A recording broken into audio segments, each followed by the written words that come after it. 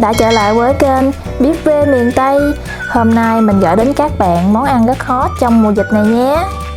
Với những nguyên liệu quá là quen thuộc trong mùa giãn cách này, kèm với một chút gia vị là ta đã có món ăn vô cùng hấp dẫn rồi. Nào chúng ta hãy cùng vào bếp thực hiện món ăn này tại nhà cùng với Biết Về Miền Tây nhé. Bật mí với cả nhà nhé.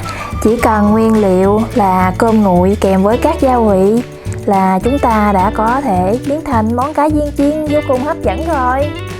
Thêm vào đó chúng ta cần 100g bột mì, 25g bột chiên giòn cùng với các gia vị nêm, hạt nêm và tiêu và gói gia vị nêm mì nè, cùng với một ít hành lá và trứng gà. Trước tiên mình cho 250g cơm nguội vào cối xay để xay nhuyễn nha. Nếu nhà bạn nào không có máy xay thì mình có thể dùng bột nhựa hoặc túi đựng thực phẩm, rồi dùng một cái chà đâm tiêu giã sao cho nó mịn và dẻo là được rồi. Cho cơm nguội vào máy xay rồi, chúng ta cho thêm một ít nước vào để xay cho dễ nha. Sau đó chúng ta bắt đầu đi xay nhuyễn phần cơm nguội nha.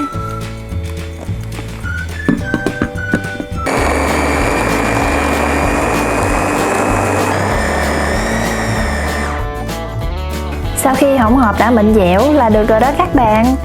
Chúng ta sẽ cho ra tô rồi thực hiện công đoạn tiếp theo.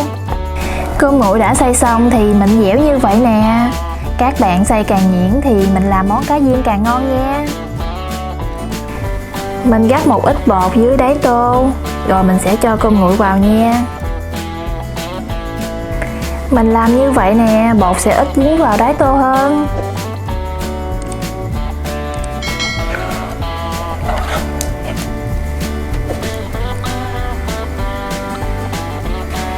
Tiếp theo là mình cho 50g bột mì vào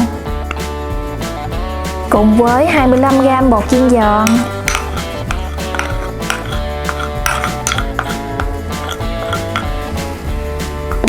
Rồi sau đó chúng ta trộn đều lên.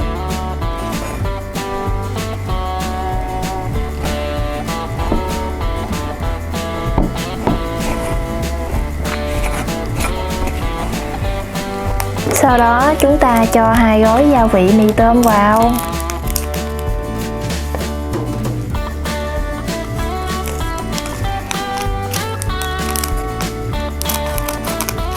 Mùi đặc trưng của gói gia vị nêm này sẽ giúp cho cá viên cơm nguội này giống với cá viên thật hơn. Rồi cho vào nửa muỗng cà phê hạt nêm nha.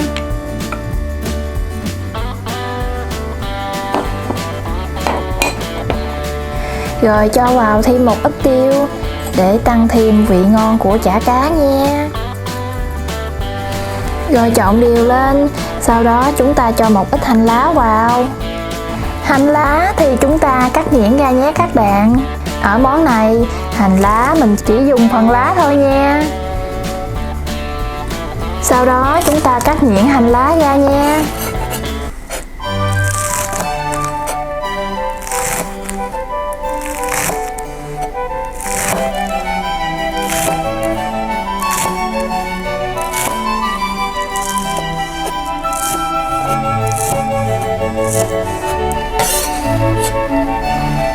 Rồi chúng ta cho vào đĩa nha. Rồi chúng ta cho vào khoảng 2 muỗng canh hành lá nha. Tùy theo các bạn thích ăn hành nhiều hay ít. Tiếp theo mình cho vào 2 quả trứng gà, rồi trộn đều lên nha.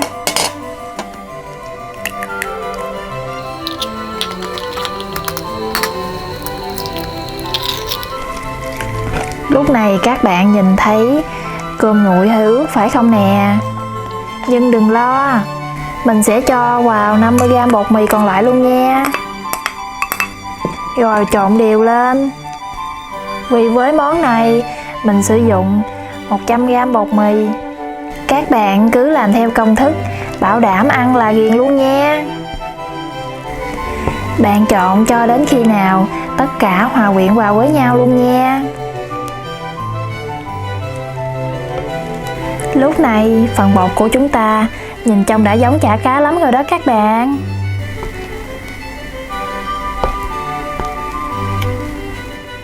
Sau đó chúng ta cho bột nghỉ khoảng 15 đến 20 phút nha.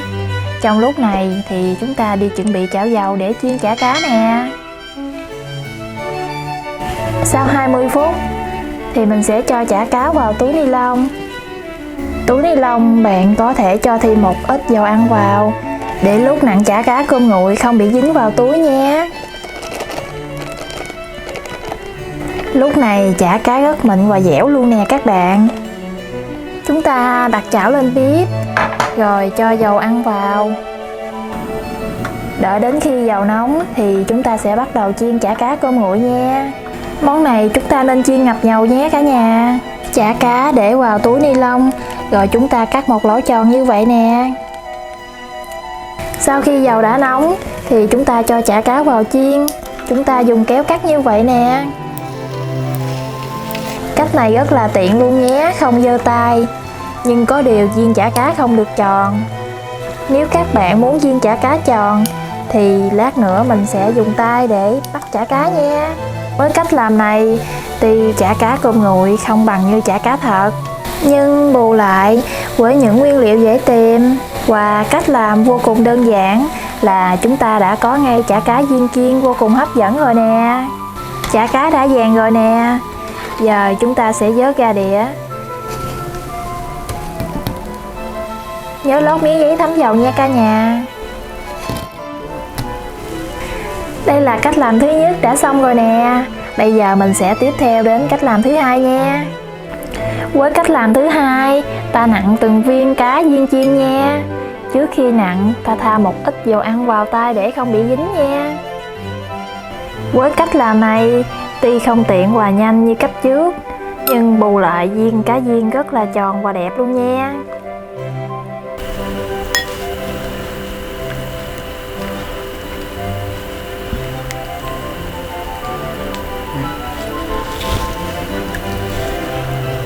Lần lượt chúng ta làm vậy cho đến hết phần cá viên chiên nhé.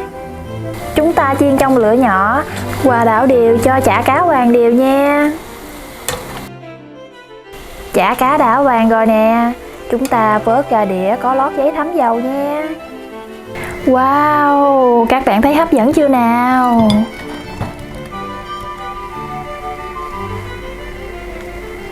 Món này mình có thể làm món chay.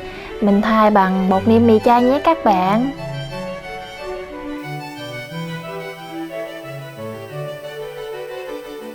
Mời cả nhà mình dùng món cá viên chiên cơm nguội nhé.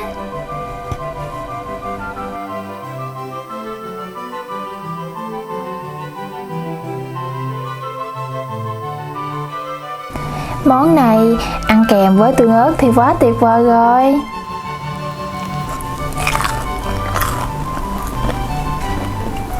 Với tình hình mùa dịch này thì món chả cá cơm nguội quá hợp lý đúng không các bạn? Nếu các bạn thấy cách làm này hay, cho mình xin một like, đăng ký kênh và chia sẻ cho bạn bè để cùng nhau thực hiện món ăn này nhé. Xin chào và hẹn gặp lại các bạn ở video tiếp theo.